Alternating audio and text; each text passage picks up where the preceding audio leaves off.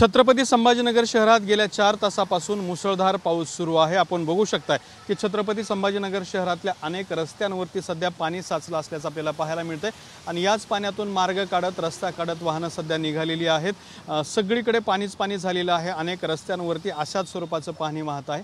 हे सध्याचं जे चित्र आहे ते छत्रपती संभाजीनगर शहरातल्या सरस्वती भुवन महाविद्यालयासमोरचं हे चित्र आहे। या ठिकाणी पाण्याचं तळ साचलेलं आहे, यातूनच वाहनांना आपला मार्ग काढावा लागतोय।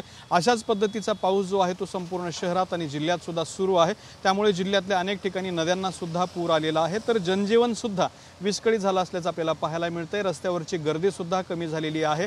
हा नेहमीच्या रहदारीचा आणि प्रचंड वाहणारा रस्ता आहे, मात्र या ठिकाणी सुद्धा वाहनांची गर्दी कमी झालेली आहे आणि दुसऱ्या बाजूला या साचलेल्या पाण्यातून या वाहनांना रस्ता काढावा लागतो आहे। ओएसिस फर्टिलिटीच्या तज्ञांनी IVF उपचार पद्धतीद्वारे 1 लाखांहून अधिक जोडप्यांना मातृत्व प्राप्तीचा आनंद दिला आहे। मोफत अपॉइंटमेंट बुक करण्यासाठी आजच संपर्क साधा। गेल्या 4 तासापासून हा सगळा पाऊस सुरू असल्यामुळे ही परिस्थिती निर्माण झालेली आहे। या सीझनमध्ये पहिल्यांदाच इतक्या मोठ्या स्वरूपाचा पाऊस छत्रपती संभाजीनगर शहरामध्ये होत आहे।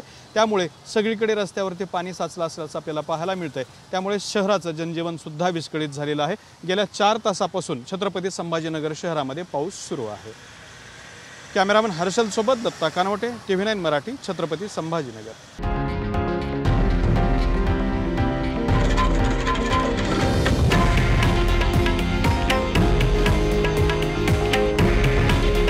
हे आहे देशातील नंबर 1 न्यूज नेटवर्क आणि आपण पाहत आहात TV9 मराठी। काळजी तुमची, हित महाराष्ट्राचं।